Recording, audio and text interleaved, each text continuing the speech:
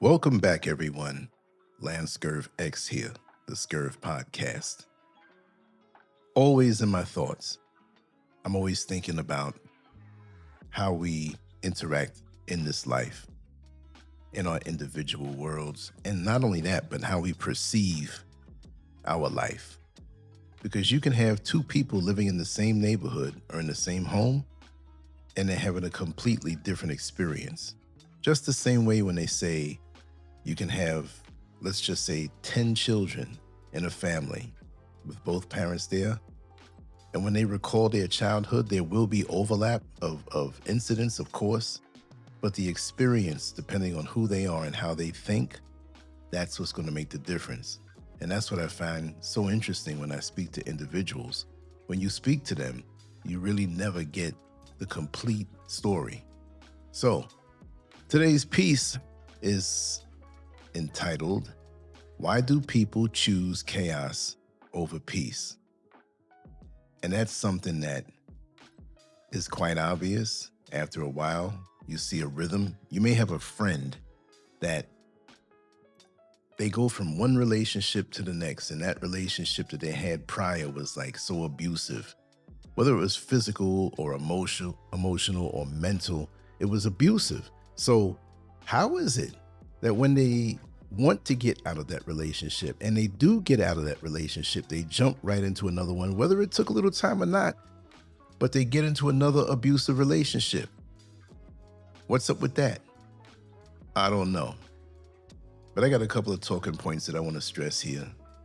And I want to thank you for participating in the polls with the questions on how we deal with each other and ourselves.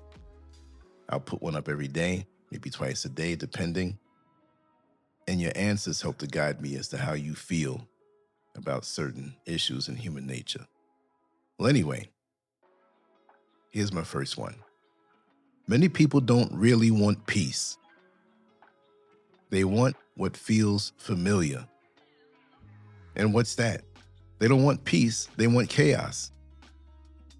One of the hardest truths to accept about human nature is that people often mistake familiarity for happiness. It's a mouthful. If someone has lived around conflict, emotional instability, or unpredictable behavior for years, peace can actually feel uncomfortable because it's unfamiliar. Instead of recognizing calm as healthy, they may unconsciously interpret it as boring.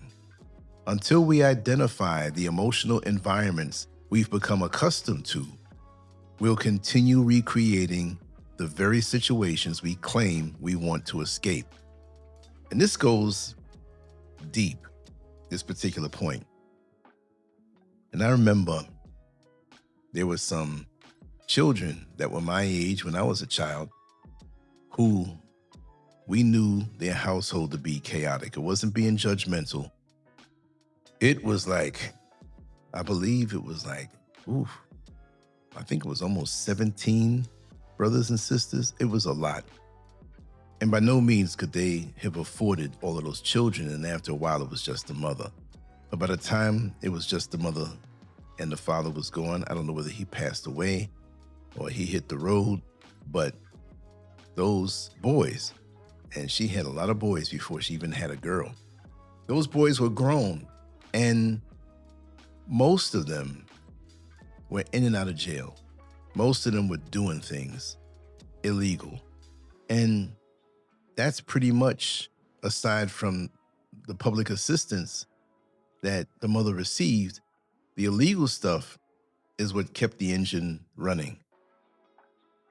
Whoever got caught, they were locked up. There was somebody else doing something else to bring money in the house and for their other endeavors that they did. And their last name alone is so unique where we lived. Well, it was like 2 miles away. They were a safe distance away. But when you saw one, you know, and they had a specific last name that when you heard that last name, you knew it was trouble. You knew it was trouble. It was like almost they couldn't operate without chaos. without causing some type of strife. I hate to say it this way, but it was like it was in their DNA. And for some reason, they all had bad eyesight. They all had these thick glasses that they would wear. And they were troublemakers. And there was one of the boys, remember I was much younger too, somehow, some way, he befriended me, and he wasn't like the others. He was calm, he was well-spoken, he was mannerable. He was like the Marilyn Munster out of the Munsters. Remember the old show from the 60s? Marilyn Munster was the normal looking one. But that was him. So he'd come over and he'd say things, oh, it's so clean here. And he didn't say these things like right after the other, but collectively, it's so clean here. It's so nice here. Your mother looks so relaxed and she's so nice. Oh, you have lots of food. Your father, wow, you have a daddy. And again, this is over a period of weeks and months. And you know, sometimes children will drift apart. We were still cool, but we knew what the household was all about. But even the child knew that there was a difference between his household and my household. And as I got older, I realized that when I started dating young ladies, there were a lot of situations before I was dating that were probably inappropriate for my age with older women, but we're talking about dating now. In the dating situations, it taught me to look at the environment where this young lady came from. Now, it didn't mean that, oh, I'm dating you and I want to marry you or nothing like that, but I knew it would give me an advantage to know the environment where this young lady came from. And if the environment was very chaotic, I knew our dating would be rough around the edges. And dating didn't mean we're going to date for a year. It might have been one date to go hang out and get something to eat, but you knew that the energy that was around this woman, and this can be a man if you are a woman, okay? We're not going to go through that again. Everything I say means and applies to both sexes. Understand that. So don't jump me in the comment section saying that I'm demonizing women. But I understood that. And just like one of the prior videos that I made, and I basically said, you know, you're not just marrying the person you're marrying. You're marrying individuals who you don't know. You're marrying the whole family, the whole inner circle, and you got to be careful when doing this. You'll save yourself a whole lot of trouble. And you'll get into a relationship with someone who is used to that chaotic upbringing. And oftentimes, as soon as a little stress comes, all of a sudden, they hit the ceiling, and this other person, other than their representative, shows up. And you got the back talk, you got the attitude, you got the mouth, the rebellion, you're getting blamed for everything. They're incapable, pretty much, of sitting down like an intelligent human being and working things out. And of course, accountability is something that they never acknowledge. So when you deal with somebody, even on a friendship level, even on a, I'm at work going to lunch with this buddy of mine, it's gonna come up. There are people that I know to this day, although I'm in Ghana now, I know these folks in America, and I know some in Ghana, that they will create some embarrassing scenarios, and you really wonder, like, do they have a mental problem? And maybe in this one case, it is. I'm not going to mention any names, but I remember being at a restaurant with someone, and it was after a function, and we just happened to be hanging out before we went home. And something happened in the restaurant. Something minor happened that was out of their control. And this person blew up at the staff so loud and went off on a tangent And I kind of knew that they were off the wall a little bit, that they would cross the line maybe 3%. They didn't just cross the line 3% of the way, they crossed the line 500%, to the point where I was about to get up and walk out because I did not want to be associated with this person who, it's like she wanted chaos, because if any of that restaurant staff said anything back to her, she would have went off even more. She would have went off even more. And this wasn't a date per se. A very mature person. I don't mean mature as far as how they acted, but in age, you would say, okay, they're mature, until they opened their mouth and got confrontational and insulting and privileged and entitled. It was all of that. And they have the ability to put out a face that is so engaging. This is the irony of that situation. I'm like, how did you go from this to that? There are people like that. And if you could be that way at retirement age, what were you when you were in your 30s? What were you when you were in your 20s? If this is the best version of you, this is why you can't always say, well, a few gray hairs mean you have wisdom. There are a lot of fools out here who have a high chronological age, but they have no wisdom whatsoever. And we just can't give them that because they're older. There are a lot of old fools out here. Understand that. A lot. So be careful. Check out where they come from. I don't mean just the geographical area, because that may have no bearing on who they are. I mean, they may come from the so-called hood and be pristine in their character, cultivated in a nice way, in a respectable way. So you can't tell that. You got to test it a little bit. Just like when you test the battery to see if it has a charge to it. Yes, test it to see what charge is in this person. Because what they're showing you now may not be ultimately what they are. Next, I want to talk about how your inner world always creates your outer world. And how is that?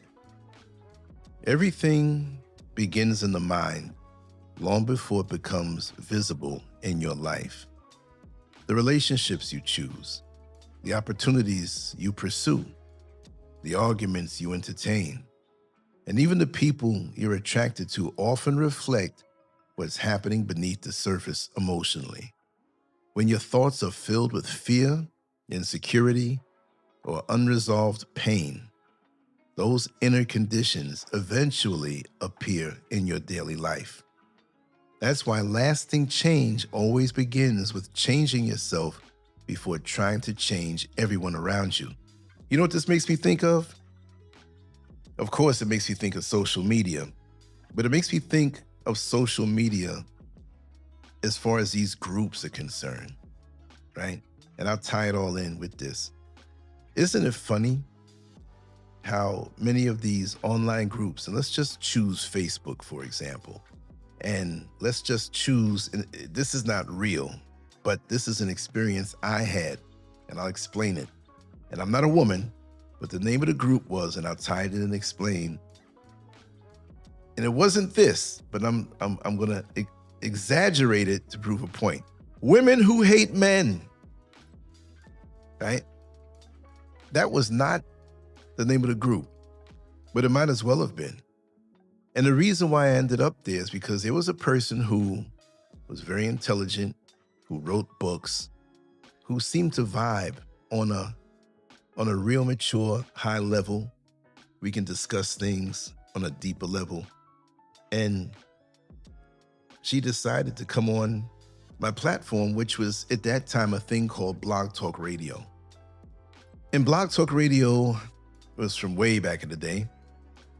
They just discontinued it now. I don't think people were using it that much.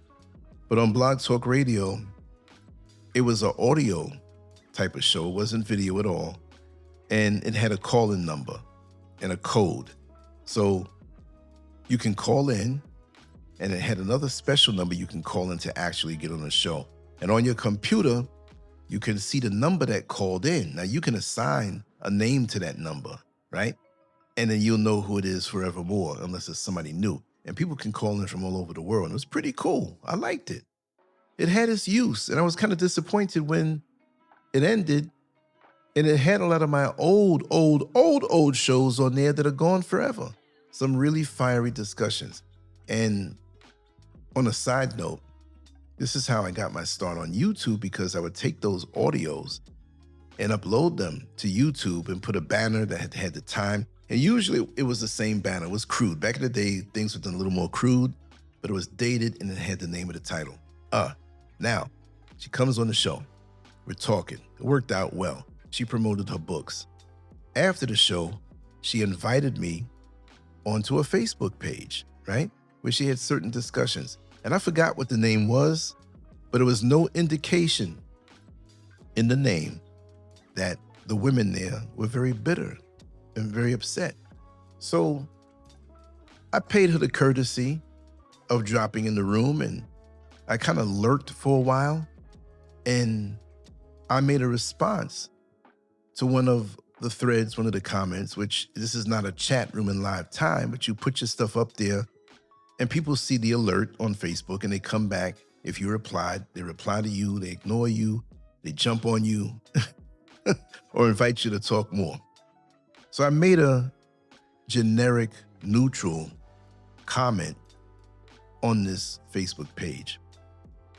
And then 5 women, I say about 5, made a comment behind what I made, responding in a way, or responding to what I said, which was, again, neutral. It was not confrontational, but the only issue, the only problem that I brought to that room was that I had a penis.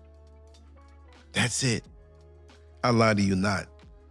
So they went on my page and they saw that I was married.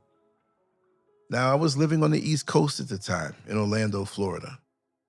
And you could know that no matter where you were in America, you could count back the time and realize that, hey, this guy is commenting in this room at 3 o'clock in the morning and he's married.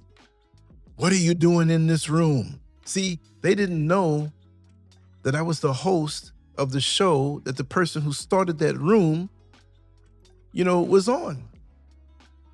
Maybe they didn't hear the show or whatever because we just did it, but they jumped me. You're just a married man out here looking for women on the side. See that? You see how no good these men are? What are you in here for? You're not going to get it here because we caught you. You're bad. You're this. You're that. Get out. And you know what I did? I made the mistake of trying to explain myself. I even put up the link for the show that we did so they can hear that the person that they follow was on with me. They didn't buy it. That's not you. That's not you. It's a trick. See, they wanted this chaos and they wanted what was in their mind to be reality, that all men are bad. So they hung out with all other women who thought this way. And these women make themselves, and men could be this way too, with the rooms and message boards where all women are bad, all women are gold diggers, they just want your money, they just want to use you, all women cheat. See, your inner world also creates your outer world, and you can have co-architects who join on with you to build this structure and bring it into reality. And this is all you'll see. And they'll bring stories in on these platforms to support the main thought of that room.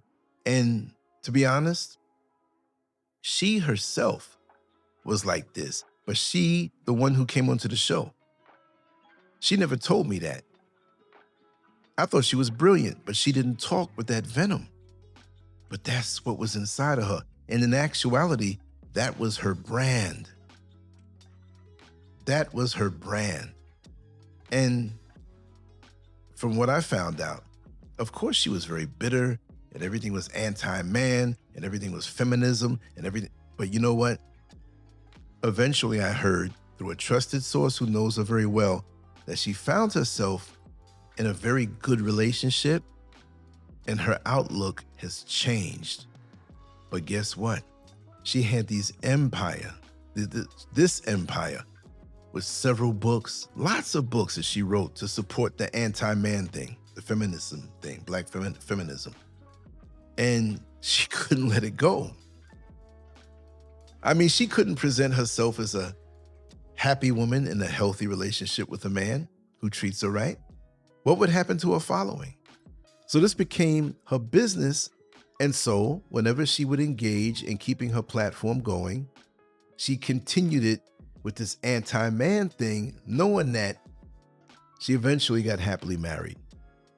And she's leading all these other women into slaughter with that mindset. So the way she thought and what she was going through created her outer world, especially on social media and in her life. But she knew by coming to my platform, which I wasn't as big back then as I eventually became when that channel that got big and was taken down. Like, she knew she can get something out of me. Somebody would resonate once they came to her page and saw her books, and that's how it is. See, when you have a lot of followers on social media, people come up to you, they basically kiss your ass for attention. Either they want to put their Cash App out there, or they have something they want to pitch, and they want to get their stuff on to as many eyes as they possibly could, but they don't want to build it up themselves. They don't want to do the work. That's something that I've learned. And I used to be a sucker. Oh, come on, to people who barely want to put the work on anything on their own, but they want to blow up off your back. And this is something I don't do. And now that I'm starting out a new platform completely, I'm taking my time the same way, but this time I'm doing it a lot different. But the way you think is what creates your outer world, and you will draw people to you like you. And you will not be able to get out of that mindset because these people will reinforce you staying there. You have some people who are stuck in the past, and you get together, oh, remember back, I miss those days, and oh, I remember, what the hell are you doing today? Or you have that woman who had a bad marriage and she wants to come around you, and you have a good marriage, and she's looking for all the negative things to say. I told you all about that. That woman who was the mother of one of my classmates, and she had a bad marriage and got divorced. And every chance she got, she used to come over to my home growing up and see how well my parents got along. And she would find little ways to place the seed of disagreement in my mother's mind. And my mother wasn't going for it. My mother would talk about it with my father. So she's a nice lady, but she's so bitter, it hurts her to see happiness in a home where she didn't have that. And I wonder how it affected her son who used to come visit me. Did he identify her that way? How her mind and her inner world created her outer world? Maybe she could have found somebody better. Maybe she didn't have to look. You know, women don't have to go out there and look and I gotta find somebody quick. No, take your time, make yourself better. Change the way you think, and you'll attract something better. This is why reading books, traveling, talking to different types of people will take you out of that mindset. You see, I don't want to remain in a place of perpetual anger and rob my life that I've been gifted to have. And there are people who want me there. Hey man, you know, the white man this way. Yeah, I know what the system is doing, and I'm gonna talk about it. But all day long, flavoring my mind with things that could be there and are there, and we know the system is a certain way, I'm gonna walk around pissed off all the time. And there are people who are pissed off with me because I'm not walking around pissed off. I like talking about a wide variety of things. I can't help myself. That's just the way it is.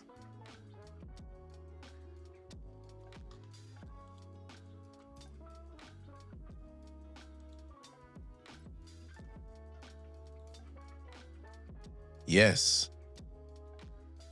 Lots of times we see the world in a certain way, and it's because of the crap on our windshields that make us see it that way, meaning that If you don't clean your windshield, or you don't clean your windows and you look outside, the world looks dirty, foggy, dusty.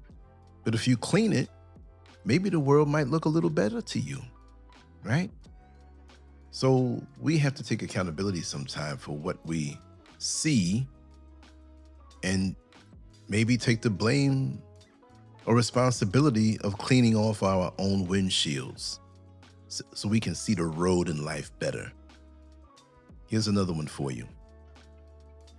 Stop confusing emotional intensity with real love. Many people have been conditioned to believe that emotional highs and lows are proof of passion.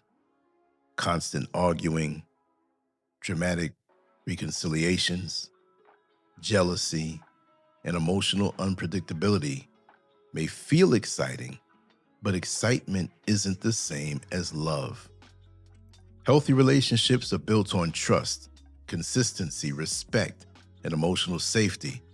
When chaos becomes your definition of romance, you'll eventually reject the very peace you've been praying for because it doesn't stimulate the emotional addiction you've developed. Where do we get this from? Oftentimes, again, we get it from what we're used to at home. Lots of times we see the first examples of relationships, maybe as far as our parents are concerned, or a parent and a step-parent, siblings who are older, who are very impressionable to us, and we see what they go through, where it's not real love. It's just this arguing, and they have makeup sex and these dramatic reconciliations, jealousy. Who are you with? And I saw you talking to her. Who are you on the phone with? You might be walking down the street with somebody who lives on your same block or your same neighborhood. I saw a woman. I was too young to jump in to try to stop the situation, but we live not super close, but close to the A train in Queens by Lefferts Boulevard. And usually when you're on a train coming from Manhattan after work, of course, everybody doesn't have the same work schedule, but if you see somebody who lives on your block, you might not really talk to them a whole lot, but because you know they're going to the same place, you see them and you're walking next to them, so you start a conversation that may not be intense. It may be a few words, and then you walk half a block, you say something else, or they may go into the store and they may say, hey, listen, I'm going to be carrying home a lot of things. Could you help me out? Oh, sure, no problem. Neighborly things, right? And so I wasn't walking down from Lefferts Boulevard on Liberty Avenue all the way down to the house, but I was in the front yard, and I might have been like 10 years old or something. And this woman was walking home next to this man who lived several doors away from her, and her husband was waiting for her. Now, he had a car that he could have picked her up, but the car was something wrong with it. It was sitting in the yard for a couple of weeks. It eventually got fixed. So I guess he felt emasculated on that level. So here she comes walking down the street with this neighbor who had bags of hers. And it was a good thing because she can carry more home. And he brought her to a door. He turns around and he walks away. And she goes inside, and it's a big argument. You could hear it. And then it spills out back to the front yard. And so he's accusing her of flirting with the man. He's accusing her of leading him on. He's accusing the man of trying to hit on her. Just so loud. But it was something simple. And some people see this stuff. Imagine, they did have kids. So what kind of example is that to the children? And this was constant. It was, if it wasn't one thing, it was another. If it wasn't one thing, they were always arguing down there. And eventually cops were coming. I think he was putting his hands on her, but he put his hands on her that day. He didn't punch her, but he smacked her more than once. I was so shocked because I'm not used to seeing that in my household. So I'm like, wow, the kids were crying. The kids were young. I was young. They were a little younger than me, but they were crying, Mommy. It doesn't make any sense. What kind of love will they seek out? Will they think this is love? You know, there's so many people out here who think that kind of emotional intensity, which is negative, they think it's love. Again, let me go back to what I said with the first point. You better check out the environment people are coming from that you get involved with. Because that's going to, you asking them questions about, what do you like? What are the things you like to do? And that's surface. How did you grow up? And they may not say. So if you have the proximity to the environment where they grew up, and again, I said in dating, it doesn't mean you're looking to marry, but it's nice to know where their starting point is, how things are run, the energy, how you deal with conflict, how do you communicate with each other? Do you communicate, or does your family communicate with each other with respect? Do you have your own space? You see what I mean? Even that, and it's not really a side note, but this is just an embellishment. Me, I grew up with my own room, right? I've mentioned my older brother, 11 years older. In my formative years, he really wasn't there. He had bad drug addiction, still going on to this day. And I was the only product of my parents. Together, they had no other children. My mother had my brother long before she met my father. And so I have a brother, but I grew up as an only child, pretty much. Knowing my brother, loving him and all of that stuff, just never had the relationship I always wanted because of those addictions. So here I am with my own room. And there were kids who had lots of brothers and sisters, and they had to share a room. You'd be surprised how much of a difference that makes, even when you get older.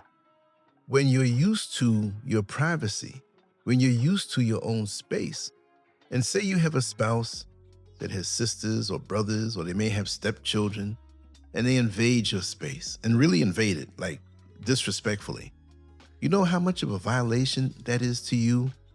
So with these little things, knowing what your needs are, what you're used to, the level of living, the standard of living, rather, that you're used to, these things must be discussed. You can't just, love will handle it.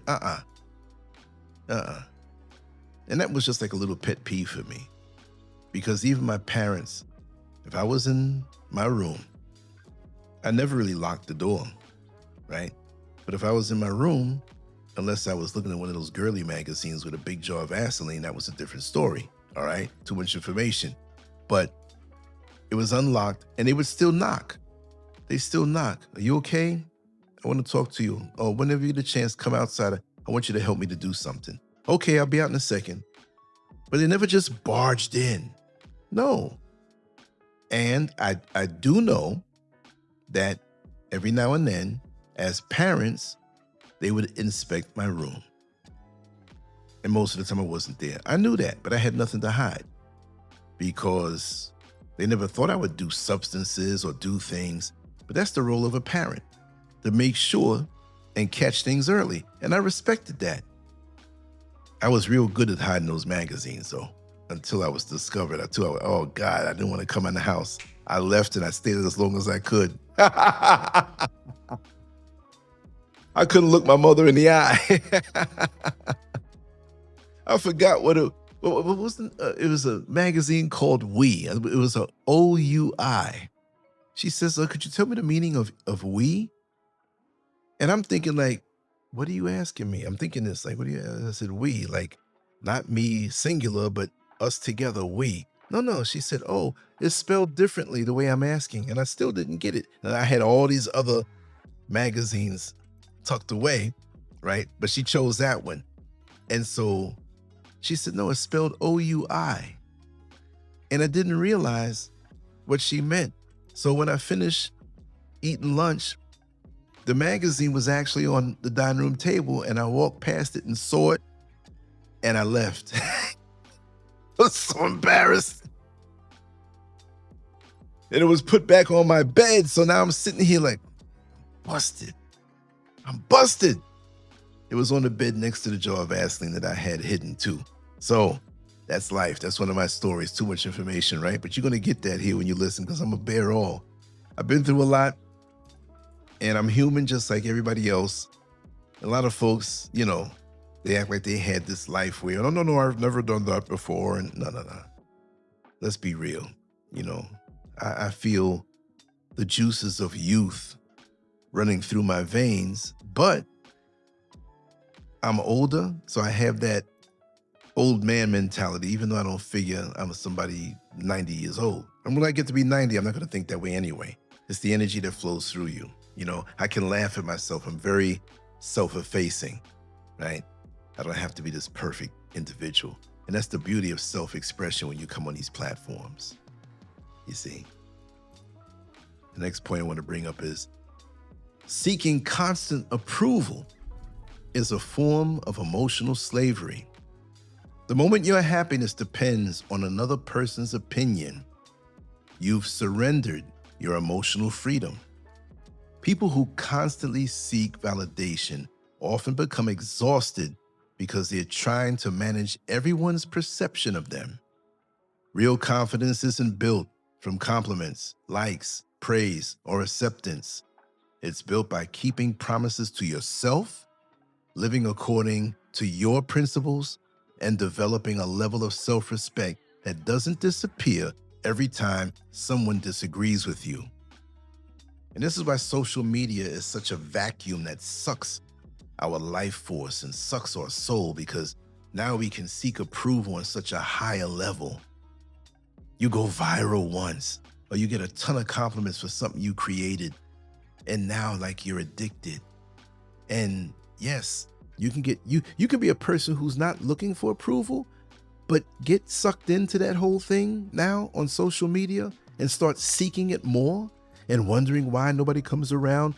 I don't get as many hits, but to hell with that. Be you. Do what you enjoy.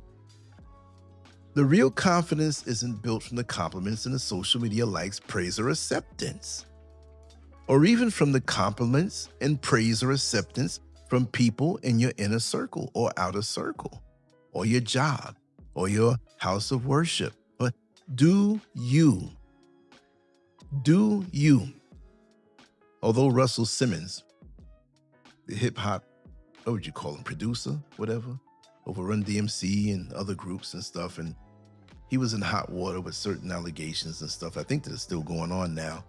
But I remember he wrote a book called Do You. And basically the title summarized the whole book. Do what makes you happy. Approve of yourself. And again, I say, perfect yourself. No, I'm not saying find the version of you that's perfection, because you'll never reach it. But you can always perfect yourself, meaning that you can always make yourself better. You can always make yourself better. And if you focus on that more so than constant approval from people whose like for you or approval of you or what you do is on a sliding scale depending on how you make them feel, because people will use you when they know that you're seeking constant approval from them. So you'll take more negative abuse or abuse, because negative abuse, there's no positive abuse, right? So I said it wrong. But you'll take more abuse hoping that they'll hand you over this approval that they gave you earlier. So you'll take a lot more. You'll do a lot more. You'll become a slave to this approval. It's emotional slavery. I don't give a damn. I don't give a damn. I don't get much traffic on my platform now. But do you see me stopping? I'm looking forward to making it better. I'm looking forward to perfect myself so I'm satisfied and I'm happy. See, you have to be self-contained this way, not selfish. But what a person says or what other people do does not stop my mission. It doesn't stop me from being me. You see what I mean? And when those who vibe with me discover my brand of things, they will come around and they will love it. But if others want to leave or not, oh, don't go over there. Well, you sit there and waste your life trying to convince, how many people are in the world now? 8 billion or something they say? I'm not sure. It's just, it goes up faster now. You run them down and tell them how terrible LanceScurvX is, right? While I perfect myself and satisfy myself by allowing the wisdom that I've accrued and the experiences that I've accrued flow through me and creating a legacy. You see? So I'm totally immune to that. And especially since I have all the time in the world. And I had a great sleep last night, let me tell you, oh my God. And I woke up, I felt so strong and centered. And I had a righteous brain ache, not a headache, but a thriving, rested, nourished head. My brain was just like, let's tackle the world. Let's create something. Let's make something count. Oh my God, it's a beautiful thing, right? But that constant approval, you got to check yourself. If you're doing, and you know when you're doing it, you may lie to yourself, but who you are, what you do, how good you do what you do should not depend on the emotional slavery of constant approval in others. Only your trusted people that will give you constructive criticism, that want the best for you. And there are people who will feign being into you and being positive towards you, waiting for the chance to drop the bomb to destroy you. Be careful of those shapeshifters. So strain through everybody in your circle, give them that check, like a credit check, but it's a loyalty check, and make sure they're not a shapeshifter or a double agent waiting to destroy you, because that's not good at all, right? The next point. Most of our greatest battles take place inside our own minds. Isn't that something? I remember there was this dog that I don't know who he belonged to.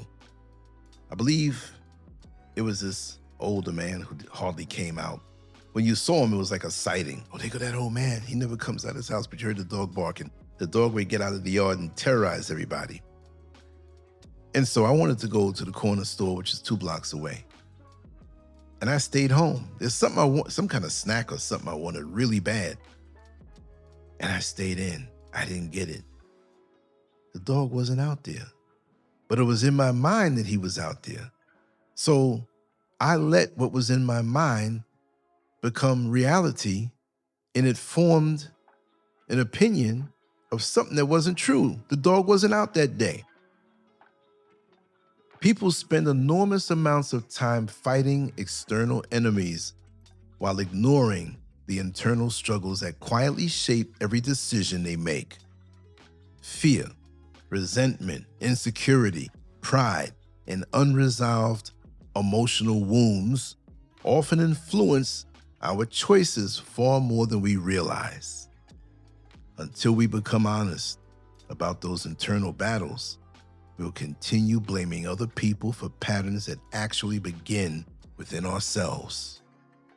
Winning the war inside your own mind is one of life's greatest accomplishments. You might have grown up with people who tell you that you can't do certain things. Oh yeah, none of us went to college and you're not gonna go. Just go down and get that job at the factory and make ends meet. Or you could be older and somebody tell you within your family or a spouse that indirectly they're trying to stop you from attempting something. Or their complacency in a certain activity kind of pulls on you of something you want to do. And because your spouse doesn't do it, if you want to do it, you need to do it. A great individual who I know in my personal life basically said that they don't want to lay on their deathbed and regret not having done or accomplished or attempted the thing they wanted to attempt. They would have had answers. If they attempted this thing and it didn't work out, fine, at least you know it. But to not try certain things out and let somebody else influence you is really bad. So we go through these battles of self-doubt. We go through these battles of seeing how the world is flavored or how it was put on us from parents, peers, family, neighbors, and we should have tried it out ourselves.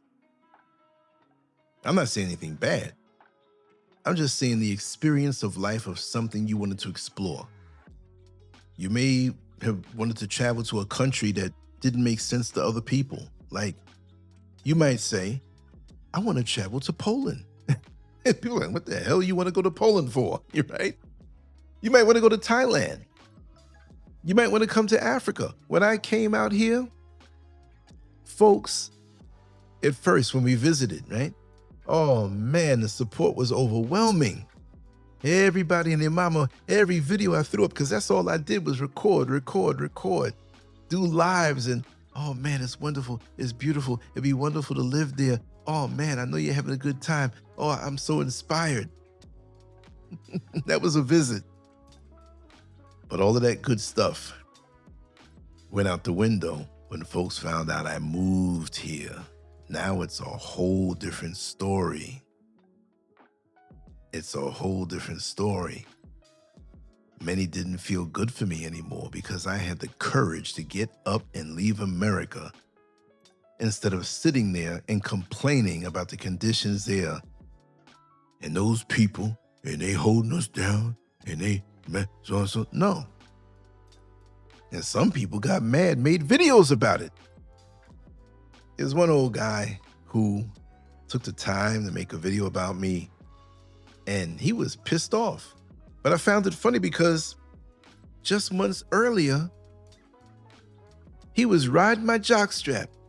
Hey man, can you help me get to Africa? I want to leave this hellhole. Yeah, that's his voice. You don't have to wonder who it is now, right? And then he's attacking me.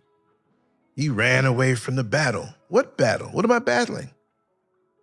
There's no unified force of us unifying to help each other, unifying to raise our level and do like others do. So if you're frustrated and you feel stuck there, do your own thing. What's in your mind is not going to affect me. Like we said, most of our greatest battles take place inside of our minds. And I try to break down as many barriers as I possibly can. Once certain projects here are done, I'm looking forward to, provided the world is a little safer, we know what's going on with these wars, that I want to start traveling extensively other places. That's what I enjoy. And the thought of it, that's what I enjoy. And that's what I'm going to do. Because I want to do that. I'm not babysitting your battles. I'm not babysitting what's in your mind, and you cannot transfer it to me.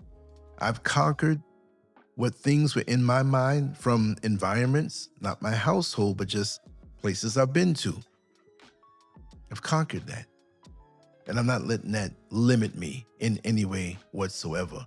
And that's what you have to also be careful of. People trying to pull you into their battles. Heck to the no. No way. I'm free in so many levels. And if you have certain issues in your upbringing, in your personal life, I can advise and help as best I could. But don't think you're going to pull me in because you see me as being free. It doesn't work that way, buddy. Yes, but we have to take time and protect ourselves from having our minds invaded with other people's conundrums. The next point I want to make is how boundaries don't push people away. They protect your peace. And oh, it's a beautiful thing. Whether it's some kind of psychological boundary where you don't allow people to bring up certain things to you. They don't know that you put up a boundary, but you know that when they start talking this way, I'm out. I'm going to change the subject. Or if it's even a physical wall that you put up that keeps you from even seeing negative entities who only want to use you and keep inventory of your life to see how they can suck from you, and you cut all of that out. Oh, they'll get mad at you now because they don't have that proximity to you. But you got to protect your peace, and not only that, your resources and your money in your wallet, right? But many people avoid setting boundaries because they're afraid of losing relationships. But is that relationship real? See, in reality, boundaries reveal which relationships are healthy enough to survive honesty. Saying no doesn't make you selfish. Walking away from repeated disrespect doesn't make you cruel. Although some people feel that you have to sit there and take it, and the minute you identify it and put your foot down, you're the evil one, you're the bad one, you're the cruel one. And this is why these types of people never maintain any type of friendship or anything, and they find themselves by themselves. Individually or as a family, they'll find themselves by themselves. And they'll be mad, and it's your fault. Boundaries communicate that your peace, your dignity, and emotional well-being matter just as much as anyone else's. See, they take yours for granted, but they want to be able to put up a boundary when it doesn't suit them, whatever it is in the air at that time. Without them, the boundaries, kindness often turns into exhaustion, and love eventually becomes resentment. And also, the boundaries could be within a marriage. And some people are going to say, what do you mean, Lance? Within a marriage, you're supposed to be open. Yeah, you're supposed to be open, but you have to understand that even in a marriage, you both need your own personal time to yourself, to keep in contact with yourself, to keep knowing yourself, to not lose your identity within that marriage. Because sometimes marriages are unfair. That, say for example, you have a husband and a wife, and the husband is using and pulling 75% of her life force, meaning that she supports him in everything he does, backs him up in everything that he does. But when it comes time for her, he doesn't do it. And she's left with 25% of her life force in an exhausted manner that she doesn't have the inertia to get up and really do anything because he sucked it out. See? So there's boundaries. She may say, on Tuesday nights, I'm going to sit in the living room and I'm going to read my book peaceably for the whole evening. I don't mind if you ask me something, or the meals will be cooked. I'll be here. If you need me, you can come sit next to me. But it gives me peace of mind to sit here and read my books. I like reading books. I haven't done it in a long time because I've been doing your paperwork. I'm still going to do it. I'm still going to support you, but I need some time for myself. That's in a marriage. And a husband or a wife should respect that. Right? They may not want to read the book, but if it means something to you and they truly love you and they truly support you, when that Tuesday comes and you didn't go yet, honey, aren't you going to read your book tonight? Yeah. It's coexistence. Can we do that with other people? What about the people who are on your job and you're going for the same position and they only come around to find out what you know, what your capabilities are, and how to sabotage you? Because when you both go up for that job, they want to outdo you. So you're going to have to keep boundaries up. It's not paranoia. You need boundaries. You don't want it to get to a certain point where you've been ripped off of your life force or disrespected. That's the best way to stop disrespect, is to block them fools out by any means necessary. And when you do it, they get pissed. It's crazy how the mind works.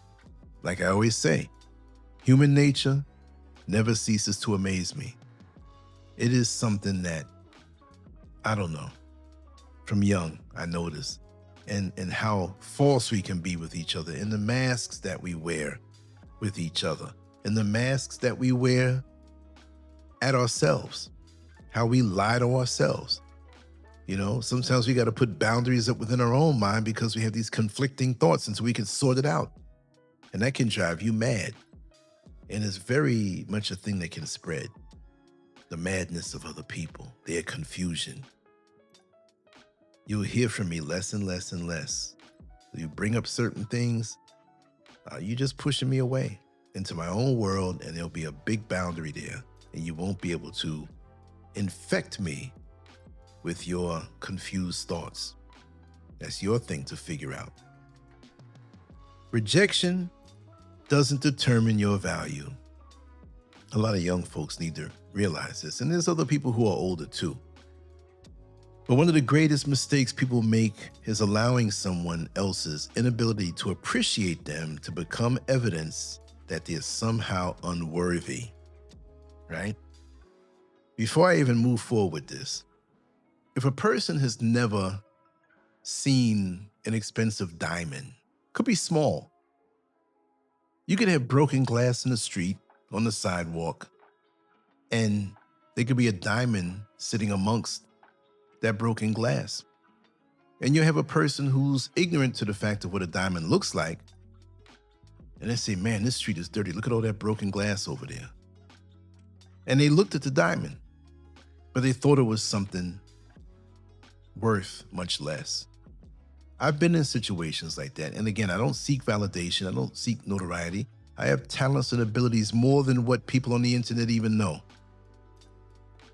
I don't have to brag about it. I live with it and I utilize it. But if you don't have the ability to appreciate what I have and what I am, that's your loss. And I'm not going to beg you for the validation.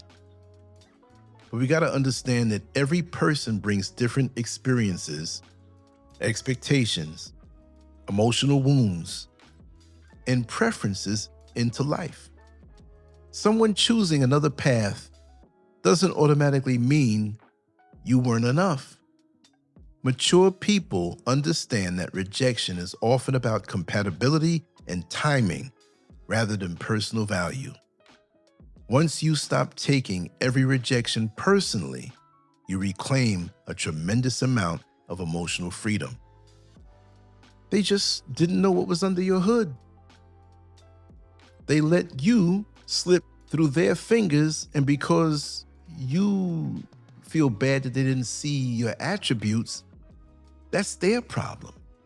They didn't see.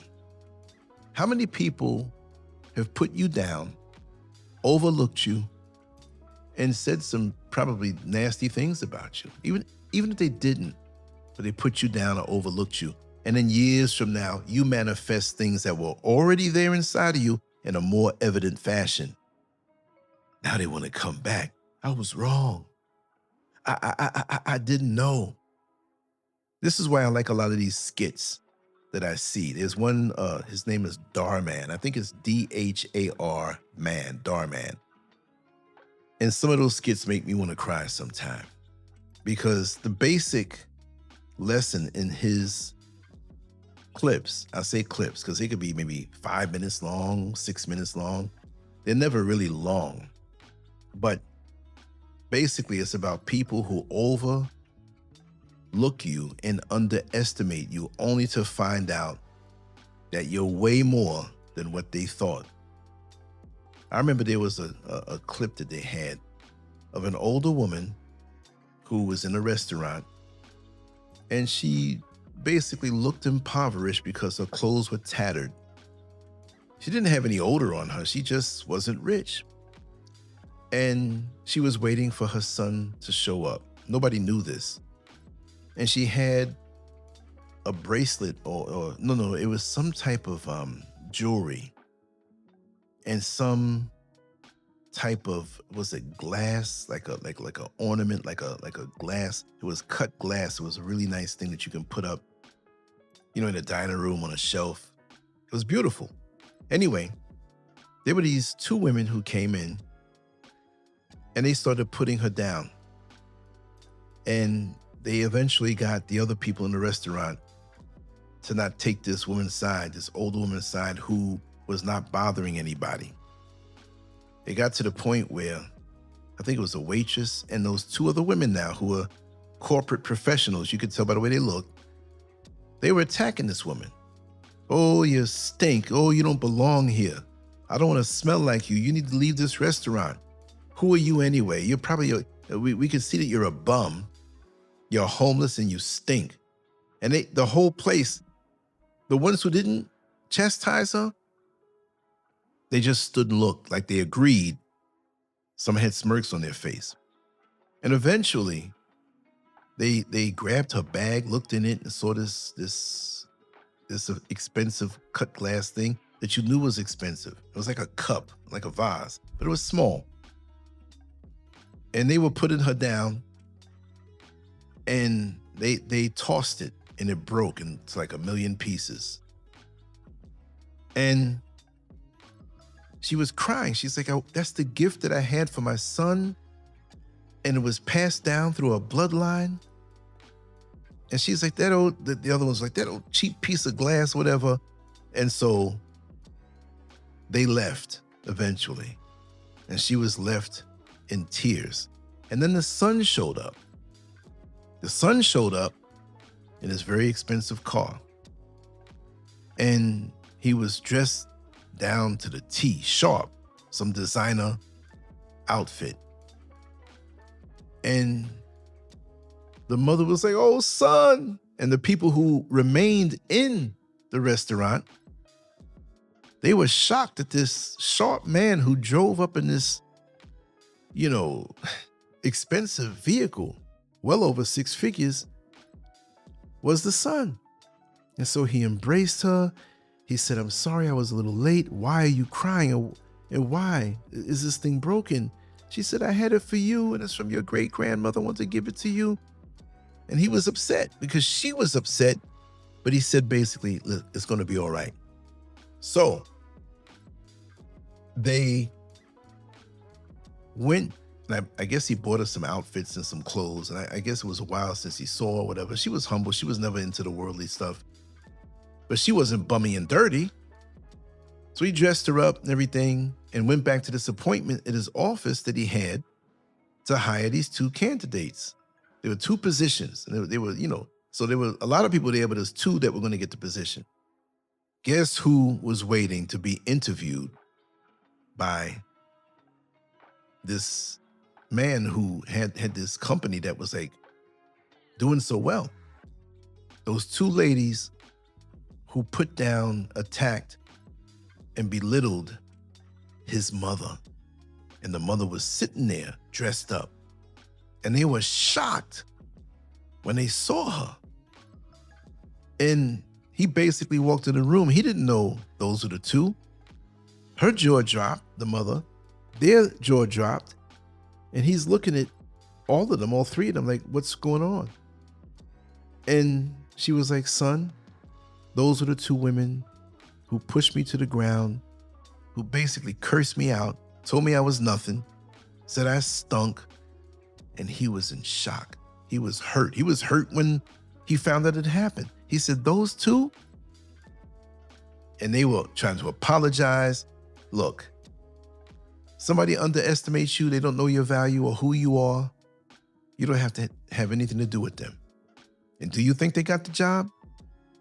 No way. And they learned a big lesson that day. And it's up to you to teach these lessons, not by going out and telling people that you have more value than what they, just show them. Over time, they will see what a mistake they made. They throw you in the trash can symbolically. Let them see that they threw away a fortune, not necessarily because of money, but because of the value that you could have added to their life if they weren't too dumb, right? And some people want to put you down, and they know your value, but they can't stand to see you shine because they know that they can't shine in the same manner that you do. It's not a competition. We've all been given different gifts. I don't understand it. But this is how, human nature is. And again, I can't say it enough. Human nature never ceases to amaze me. I know that you probably have encountered this next point, observed it in someone else's life, or maybe your own. I don't know. But I'll say it this way. Life keeps repeating lessons until you finally learn them. Have you ever noticed how some people seem to attract the same situations over and over again? The faces change, the locations change, but the emotional experience remains almost identical. That's often because the lesson hasn't been learned. Life has a remarkable way of presenting the same opportunity for growth until we're finally willing to see what it's trying to teach us. Growth begins the moment we stop asking, "Why does this always happen to me?" and start asking, "What am I supposed to learn from this?" See, situations come into our life to teach us something. But if we're too damn stubborn to figure out the lesson, we're not going to grow. And that hard lesson will become harder and harder and hit us over the head until, we learn it, absorb it, and make the change. But there are people in our midst who will continue to have the same energy toward that lesson. And some people say, well, if you don't learn the lesson, you're going to keep coming back to this world until you learn it. I don't think so. I just don't think we'll elevate on the next level. Or some people say they'll come back as a roach. They'll come back as a rat. They'll come back as a lower form of animal. I mean, we're taught that we're the highest form as a human being, but imagine that. And there's some cultures and some religions that teach that. Well, I mean, that's their interpretation. We all have a right to our belief system, but I do believe that in this life, it'll keep coming back until either we find ourselves completely alone or just stubborn and boxed off from other people because they put up the boundaries, because they don't want to deal with the fact that you don't want to learn certain lessons of showing respect, lessons of keeping an open mind to what a person may really be, because sometimes we take people on face value and automatically reject them, put them down, put them into a box when you don't know who they really are. And you rob yourself of the opportunity of a good life in a certain respect. See? And before, it was the same situation, almost identical with a different face, different place, same thing. Because you, and I'm not saying you personally who's listening to this impossibly, but because you refuse to accept the lessons that were put in front of you. And you're asking, why does it happen to me? Well, what are you supposed to learn from it? Do you want it like this again? Do you love living the way you're living now? You're stubborn? You don't want accountability? Well, life is going to keep on repeating those lessons until you finally learn them. And I mean, I don't have to really go deep on that because it speaks for itself. If this is all you do is to remain on one level by the way you treat people, by the way you carry yourself and the arrogance, life has a way of bringing you to a very humble point. And that's just the way it is. Peace isn't found by controlling other people. Too many people believe they'll finally be happy once someone else changes. They think peace will arrive when another person becomes more understanding, more loving, more responsible, or more consistent. That's giving away your power. Genuine peace begins when you accept that you can't control another person's choices, but you can always control your own responses. Emotional maturity is learning to govern yourself instead of trying to govern everyone around you. That must be frustrating. You have people who want to be the leader and they want to be the cult leader. They don't want you to make a move unless you bow down and get their approval. Let me tell you something, buddy. You're going to live a very frustrating life. That's like you sitting at a table and a bug, tiny bug flying down to jump in your plate. You can't tell him, get away from my plate. He's going to look at you like a fool until you smack him or get him out of your plate, which you probably don't want to eat after he dropped in there. So how do you think you're going to control another human being? And everything that went wrong is always the external. It's not you. But you want peace. So if the world doesn't bend to you, you're just going to live a very limited life and have some of the similar experiences that your arrogance brought on you. How dare you? You have to bend. You have to be flexible. It's like the story of the oak tree and the palm tree. And we know the oak tree is so strong. It's so well-rooted, big, strong. And the palm tree, the wind blows, it bends a little bit. But guess what? This is why oak trees are not in areas where they have hurricanes. Because if the oak tree was planted somewhere where they have hurricanes and the hurricane came, the oak tree, as strong as it is, would snap because it's not flexible like the palm tree. The palm tree will bend and lean back and adapt to the heavy winds. And after the storm is over, it's still standing. So nature always gives us lessons. And that lesson is, if you can adapt, you can be flexible, right? And control yourself more so than controlling other people. Because usually the people who try to control other people can't control themselves. They may put it out there that, yes, I am in control and I have my act together, but they really want to control you using that. And don't let these fools get you caught up. You don't need them. They're actually hindering you because their vision of your life is never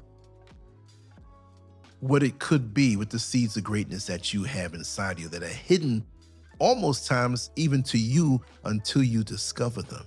But if you have a sense of not being enough and allow somebody else to control you, you'll never dare to extract the goodness inside of you that our Creator did and put inside of us. That's the way it works. Are you under the control of the Creator or some knucklehead who can't get their life together or may have a little money and you think, oh, they're better than me because they have a little money? They may be just as confused as the next person who you know to be confused. You have to handle your own stuff, control yourself, master yourself. You can get advice from somebody in a certain area of expertise that has mastered it, but you just don't give it up like that to anybody who claims that they're this or that. What are they doing in their own life? See, this is why on social media we have so many people who perform righteousness. They say the right words in a very convincing fashion, but they never let you in on their real personal life. They can't go back and tell you what their life has been over the last 20 years, 30 years. Nah, because you'd have a very different picture of them. They can't tell you how the relationships disintegrate that they've had if they were such a great person. See? But they want to control you, and you give up your control to these people who are very unstable. But the facade that they put out doesn't match that. So you believe the facade. It's easy to take a filtered picture and copy and paste some words, or watch another video and copy and paste those words onto your own in your own way and convince other people who are insecure, think they need guidance from another human being. And you allow them to control you, to lead you into disaster. Look at Jim Jones. Need I say any more? Nope. The greatest freedom comes from facing yourself honestly. I think this is a good way to end it, but I'll say it again. The greatest freedom comes from facing yourself honestly. At the end of the day, the greatest journey you'll ever take isn't around the world. It's inward. And like I like to say, in your inner verse. Real growth begins when you're willing to examine your own fears, your own contradictions, your own emotional habits, and your own blind spots without making excuses. That level of honesty isn't easy, but it's incredibly liberating. Once you understand yourself You're no longer easily manipulated by your emotions or controlled by the opinions of others. You become someone who chooses wisdom over impulse, peace over chaos, and purpose over confusion. And do you know, when you live this way and avoid the confusion because you have purpose, avoiding the chaos because you have peace, utilizing your wisdom and not dealing with impulse, you've cleaned up a lot of riffraff and you've saved yourself a lot of wasted time. And it's a good thing to absorb this way of thinking and way of living in solitude, because you get 1000% of the effect on you. And while you may have lived a life where you're around a lot more people and functions and celebrations, at first it may seem kind of lonely. But really, it's not lonely. You may be alone from the riffraff and distractions and things that really don't mean anything. But after that withdrawal, that feeling of pulling away, something will change within you. See? And these are the points that I wanted to make in this, because you don't want to be that person who chooses a life of chaos over peace. Because the chaos drains you, even if you think it's something exciting because you grew up around it. Even if you don't understand how your inner world creates your outer world. But you realize that it does. So if your thinking is messed up, your world will be messed up. Real love is not emotional intensity. Real love is peaceful, nurturing, soothing, supportive, not argumentative and drama and jealousy and emotional unpredictability. You don't need to seek approval from people when you're full with the goodness that you have accrued by the proper thinking in this world. You don't have to go into emotional slavery by constant approval. Constant approval means you have a hole in your bucket, that you need this external validation. See, me, I don't need any of that. I know who I am, and I've always known who I am, who I've been, and who I will be, right? So I can be quiet. Nobody has to say anything to me. I'm going to keep doing what I do, and I love what I do, and I love every single day of my life. It's wonderful. I've gotten so much done today so far, and I have a full day ahead of me because I know my purpose. And the greatest battles that take place in our mind, you want to make it where you're setting yourself up with enthusiasm and motivation, purpose and drive, that you don't have to battle what other people throw into your mind, the little hints they drop with a smile on their face, and you take it in because they call themselves a friend. No, you have to reject those things too. And they'll catch on as they see you ascending to another level. And don't be afraid to put up boundaries to keep these energies away from you. They will get mad because they can't suck from you anymore, because you gotta understand, vampires and leeches, they use you as a host to suck from you. And when you put up a boundary, they can't do it anymore. They may have some very nasty things to say about you, things that are not good, because they don't have access anymore. Zero access. Being rejected doesn't determine your value. Understand that. They just don't understand the goodness that's in you because of their own ignorance. And you don't need validation from them. Just keep doing what you're doing and take your time, and someone will see how much value you have on the inside. And if you keep getting those repeated lessons, try to learn from it, because it's going to keep on coming back. And I'm quite sure you've seen this in other people's lives. And when people think that they can find peace by controlling other people, understand it'll never happen. Just don't be one of those individuals that allow yourself to be controlled to make someone else happy, right? And facing yourself. We all face ourselves in the midnight hour. Lots of us choose to reject it. What we see, we reject the change that we need to make, and we want to change everybody around us, right? It doesn't work that way. But you will only be truly free when you face yourself. And with the solitude that I enjoy now, more so than ever before, with no distractions. No distractions. My phone don't ring no more, really. And it's cool. It's cool. Because I have more of myself to myself to be able to do more. And it's so pleasurable not to have to fight off all of these energies trying to take your time away.